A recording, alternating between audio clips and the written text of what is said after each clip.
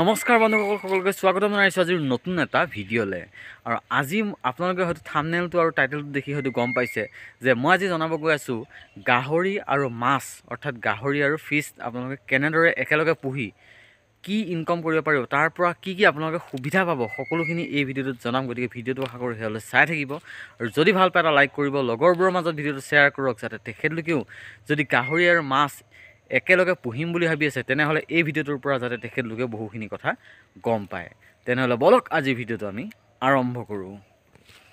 দৰে আপোনালোকে লাভ কৰিব টকা আৰু কিমান টকা ইনকম কৰিব পাৰিব, বা কিনো গাহৰিৰ লগতে যদি আপোনালোকে মাছ পালন কৰে কেনেধৰণে লাভ কৰিব আজি, আৰু কি লাভ হ'ব আজি আপোনালোকক জনাই আছোঁ। ভিডিঅ'টো শেষলৈকে চাই থাকিব।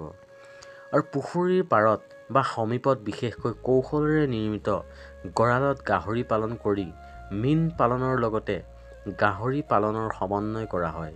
এই পদ্ধতিত প্ৰধান সুবিধাসমূহ ১ নম্বৰ সুবিধাটো হৈছে একে সময়তে একে ঠাইৰ পৰা মাছৰ লগতে গাহৰিৰ উৎপাদন পোৱা যায়। আৰু ২ নম্বৰ সুবিধাটো হৈছে পুখুৰীত ৰাসায়নিক অথবা অন্য জৈৱিক সাৰ প্ৰয়োগ কৰিবলগীয়া নহয়। আৰু ৩ নম্বৰ সুবিধাটো হৈছে মাছৰ বাবে পৰিপূৰক খাদ্য যোগানৰ প্ৰয়োজন নাথাকে।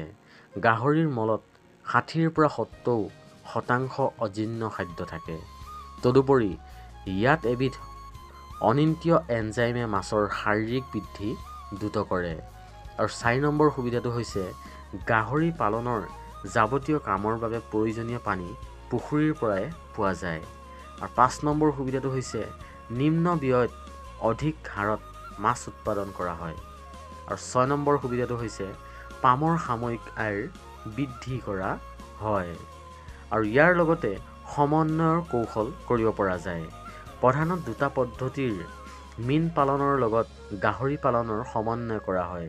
১ নম্বৰ কাৰণটো হৈছে প্ৰত্যক্ষ পদ্ধতি আৰু ২ নম্বৰটো হৈছে পৰোক্ষ পদ্ধতি।